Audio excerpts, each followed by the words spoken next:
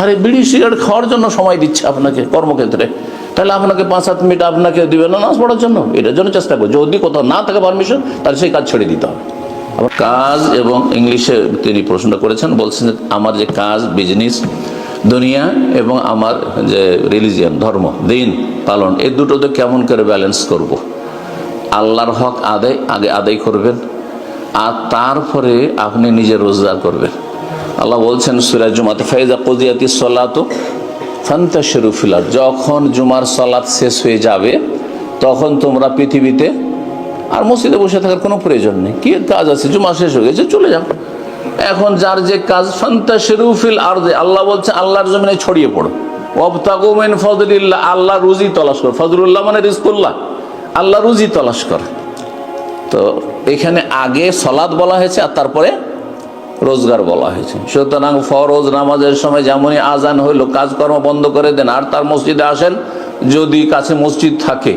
আর যদি মসজিদের যাওয়া সম্ভব না হয়, অনেক দূরে ধরেন, তাহলে আপনি সেখানে 2-4 জন মুসলিম ভাইরা আছে, যদি হইতে পারে একসাথে হয়ে সেখানে সালাত আদায় করেন, অথবা কোনো জায়গায় প্রেয়ার হল আছে, সালাত আদায় করে একসাথে পুরুষরা জামাত করে যথাসাধ্য চেষ্টা করবেন। কারণ জামাতে সালাত আদায় করলে শয়তান আক্রমণ করতে পারবে না ওই জাতির ওপর। আর যখন বিচ্ছিন্নভাবে একা একা যখন আদায় করবেন, মা মিন কারিয়াতিন ওয়ালা বাদিন লা তুকামু ফিহিমুস সালাতু, 3 জন মানুষ যদি থাকে কোনো গ্রামে হোক অথবা শহরে, আর সেখানে যদি জামাত কায়েম না হয়, মানে জামাত সহকারে পুরুষরা সালাত আদায় না করে, একা একা সবাই মসজিদ বানাবেন না আপনারা, একা একা সালাত আদায়, ইল্লা কাদ ইস্তাহাযু আলাইহিমুশ শায়তান, শয়তান তাদের উপর আধিপত্য কায়েম করে ফেলে।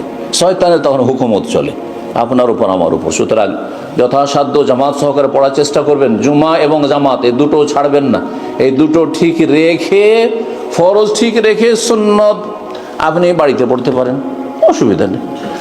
কাজ এমার্জেন্সি কাজ আছে, শুধু আপনার 4 রাকাতে 8 মিনিট আজকাল সময় লাগছে, 8 থেকে 10 মিনিট সময় একামতের সময় ঢুকলেন, তাড়াতাড়ি নামাজটা পড়ে না, তারপরে ডিউটি আছে চলে যান। কিন্তু আপনি ডিউটি পর্যন্ত নামাজ পড়বেন না।